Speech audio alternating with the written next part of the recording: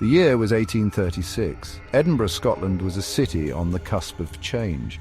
Yet some things remained timeless, like the thrill of adventure for a group of young boys. They roamed the slopes of Arthur's Seat, a towering hill overlooking the city. They were hunting for rabbits, their laughter echoing through the rocky landscape, but they were about to stumble upon something far more intriguing than any rabbit burrow. In a secluded niche, nestled amongst the rocks, lay their prize. It was not a glistening cavern of crystals, nor a hidden pirate's bounty. It was a collection of miniature coffins, 17 in number, tucked carefully into the earth. The boys, their curiosity piqued, eagerly pulled the coffins free. Each one was a tiny, perfect replica of a full-size coffin, crafted with unsettling care.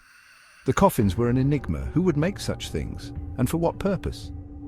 The boys, likely unaware of the profound questions they had unearthed, continued their play. Some of the coffins they pried open, their youthful curiosity overriding any sense of reverence. Inside each miniature coffin lay a meticulously crafted wooden figure.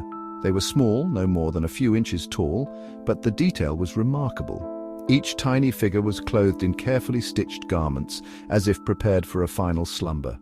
The coffins themselves were crafted from Scots pine, a common material, but the skill with which they were made spoke of a dedicated hand. Some of the figures the boys discovered were missing limbs. Had they been damaged in the earth, or was there a darker reason for their dismemberment? The coffins, too, held their own secrets. Some were secured with tiny wire sprigs, while others used brass pins. This inconsistency hinted at multiple creators, each with their own methods. The discovery was both fascinating and disturbing. The boys, their game now forgotten, carried 8 of the unopened coffins back down the hill with them. News of their find spread quickly, and soon the Lilliputian coffins, as they came to be known, were the talk of Edinburgh. The mystery of the miniature coffins had begun, and with it a wave of speculation and intrigue. The year 1828 was still fresh in the minds of Edinburgh's citizens. It was the year that the horrifying crimes of William Burke and William Hare had come to light.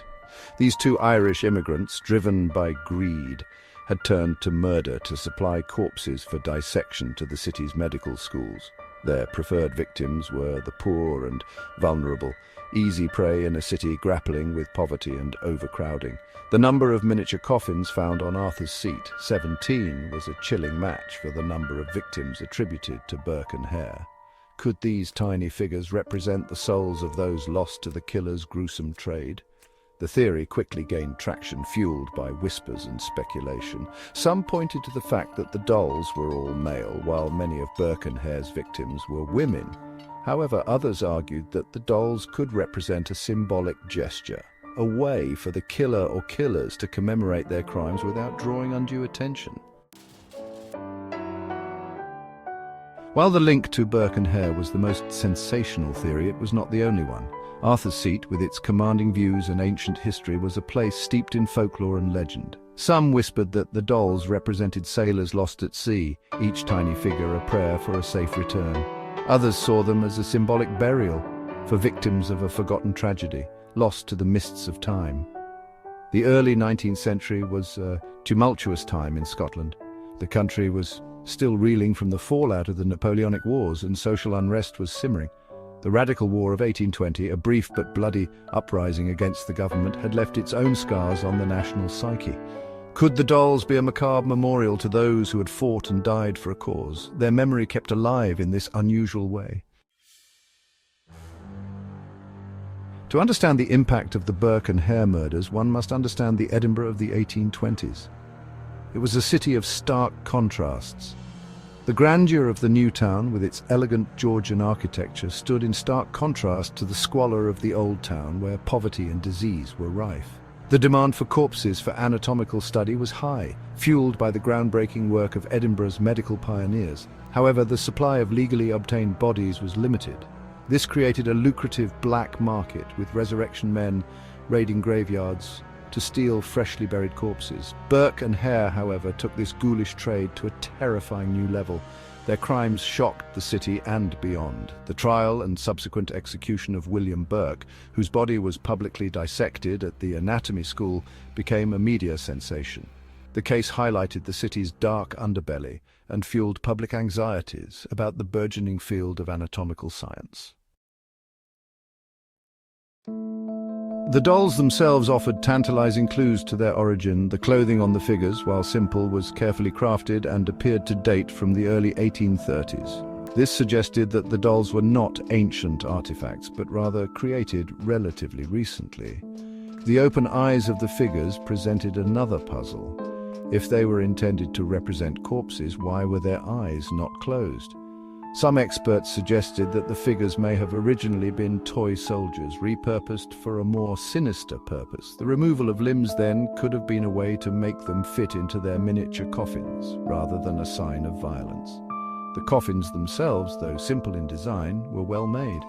The use of Scots pine suggested a local craftsman, while the variations in construction hinted at multiple creators. Could this be the work of a family, or perhaps a group of individuals, each contributing to the creation of this macabre collection? Today, 8 of the surviving miniature coffins are housed in the National Museum of Scotland in Edinburgh. They are a popular exhibit, drawing visitors from around the world. The museum, with its vast collection of artifacts, provides a fitting backdrop for these enigmatic objects. The museum's curators and researchers have meticulously studied the coffins and their contents, hoping to unlock their secrets. Modern forensic techniques, unavailable in the 1830s, may one day reveal more about the materials used, the age of the artifacts, and even potentially yield DNA evidence that could shed light on their creators. The museum's role in preserving these objects is crucial. They are a tangible link to a dark and fascinating chapter in Edinburgh's past, and their continued study may one day provide definitive answers to the questions that surround them.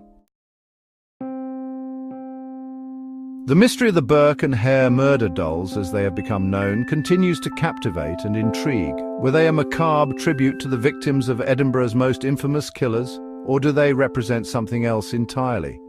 Further research into Edinburgh's social history, burial practices and folklore may provide valuable context. Examining contemporary accounts of the doll's discovery, as well as exploring the history of toy making and the use of miniature coffins in different cultures, could also yield important clues. The dolls serve as a reminder that the past is rarely tidy. It is a tapestry woven from fact, speculation, and the enduring power of stories. The Burke and Hare murder dolls, with their unsettling presence and unanswered questions, are a thread in that tapestry, waiting to be fully understood. The miniature coffins, once a child's plaything on a sunny afternoon, have become artifacts of enduring fascination. They are a reminder that even in the heart of a bustling city, mystery can lie hidden, waiting to be unearthed. The story of the Burke and Hare murder dolls is a testament to the enduring power of the unknown. It is a tale that continues to be passed down through generations, whispered in the pubs and close of Edinburgh, ensuring that the legend, like the city itself, endures. The dolls stand as a silent challenge, daring us to unravel their secrets. Perhaps one day, with the benefit of new technology and fresh perspectives, we will finally know the truth behind their creation. Until then, the mystery of the Burke and Hare murder dolls will continue to fascinate, reminding us that some stories are destined to remain untold, their secrets buried deep within the heart of history itself.